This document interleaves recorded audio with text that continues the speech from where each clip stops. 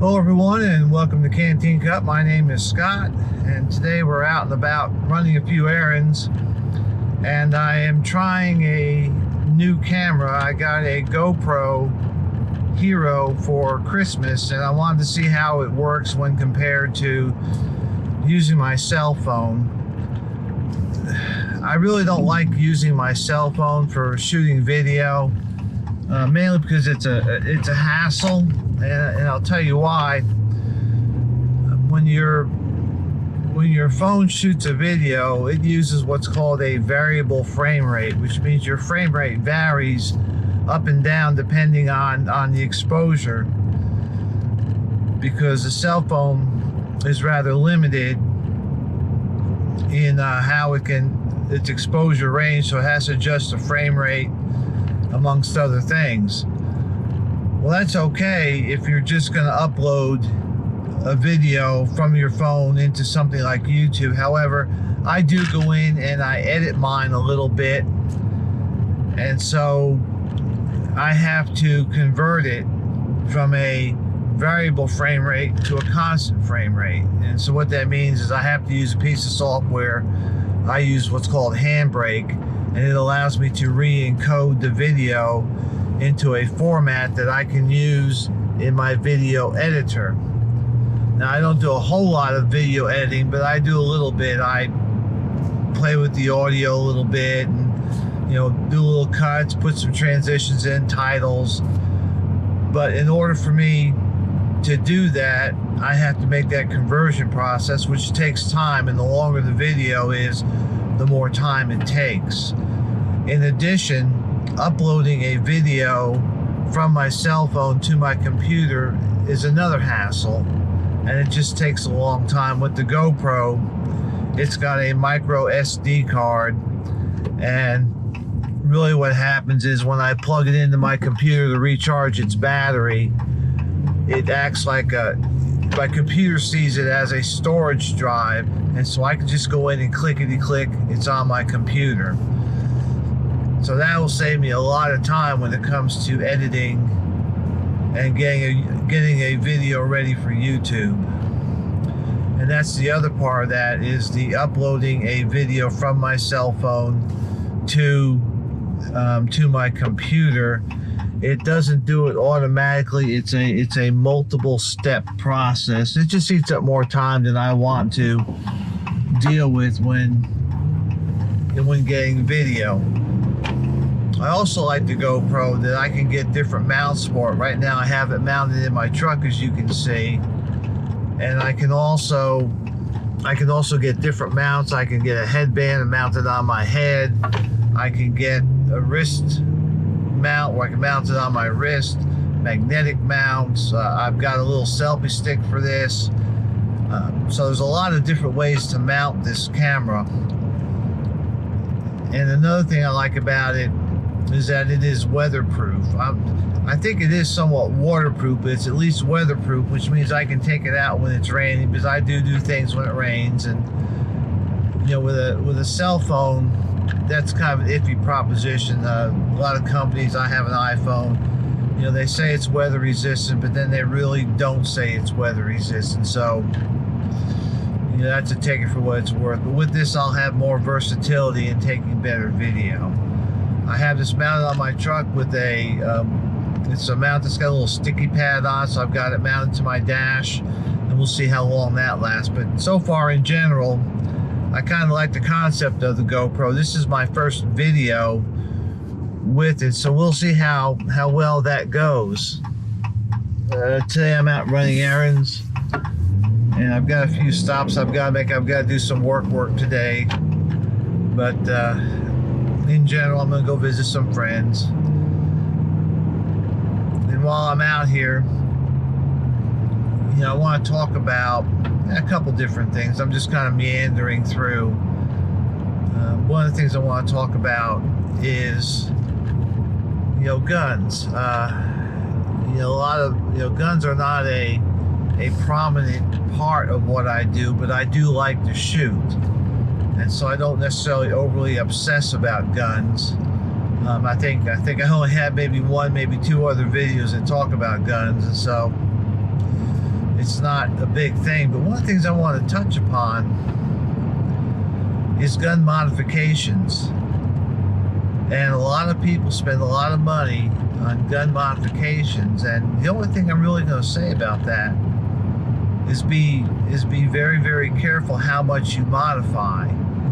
And there's a couple reasons. If you're making a race gun, you know, for your self-defense carry gun, that may not be the best idea. Putting a 3.5 pound trigger, oh, hang on. All right, so I'm back, and sorry about that, had a phone call. But what I was talking about is you've got to be careful about how much you modify a gun. You know, a gun set up for competition is not the same as a gun set up for home defense and personal carry. A 3.5 pound trigger, that's an actual 3.5 pound trigger on a Glock, I would consider not very safe in a concealed carry environment. You want to have that heavy trigger, or that heavier trigger. That's one of the safeties about a Glock, is that it's got a slightly heavier trigger pull. When you get too light, then there's an opportunity for accidental discharges, or negligent discharges, as people like to call that. So be careful how you modify your guns. I have a Glock 19, and one of my modifications is I'm putting a 4.5 pound trigger, not a 5. The Glock is stated to be about 5.5 pound, and so I want to put about a 4.5 pound trigger in it, and I'm going to change some of the springs, not to change the trigger pull. I still want a 4.5 to 5 pound trigger pull, but really what I'm trying to do is I am trying to make the action a little bit smoother, yes, a little bit lighter, and I want to have a shorter reset, and I think those little modifications will take care of that. However, I'm not going for an ultralight trigger. I'm not going for what I call an unsafe trigger. When you start getting into real light triggers, you know, you need to reserve those for competition shooting in a controlled environment. The only other thing I'm doing the only other two things I've done to my Glock is I put a plug in the grip. There's a hole back there, so I usually put a plug in there. And then I'm adding a slightly extended slide release, and it's just a little nub that sticks out, you know, probably a 1/16 of an inch, but it gives my thumb a little bit more purchase when closing the slide, releasing the slide release. And that, if you have a stock Glock with the plastic sights, I would go ahead and change those out. Most of my Glocks have night sights, and the ones that don't will get some in the future. And also too, with the Glock, I'm going to take it and have it, I'm going to take it to a gunsmith. He's going to polish everything up, and that's really all you need to do with a Glock. In reality, if you just shoot a Glock, you know, 5,000 rounds or so, that action will smooth up by itself. And the caveat is the more you tinker with the design, the more, or I should say, the less reliable it becomes. Now, I also shoot and carry SIGs, and the only thing I do with the SIG is, if it doesn't have a short reset trigger, is I go ahead and replace the reset and the trigger bar, again with SIG parts, and make my gun a short reset trigger, because I happen to like that. When I started shooting, I was shooting 1911s and 45 ACP. It's many years ago, and I like that feel when I put a short reset trigger on a SIG, that the single action feels just like a 1911, and so I'm real happy with that. I don't do anything else with the SIG.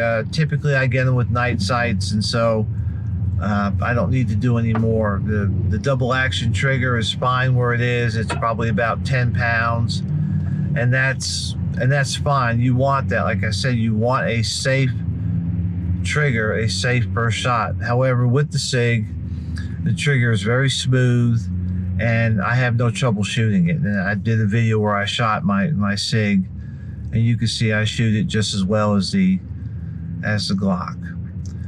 And of course, when we talk about firearms and we talk about modifications, really the first modification we should talk about is the shooter, and that is you need to develop yourself to be a safe shooter. In other words, you're not going to shoot yourself, you're not going to shoot your buddy. So you need to be a safe shooter, and then you need to be an accurate shooter, and then the only way you do that is through practice. You can do, range time is good. You need to practice your basic marksmanship, your trigger pull, your sight alignment, your stance, your grip. You need to practice that. You need to go and shoot.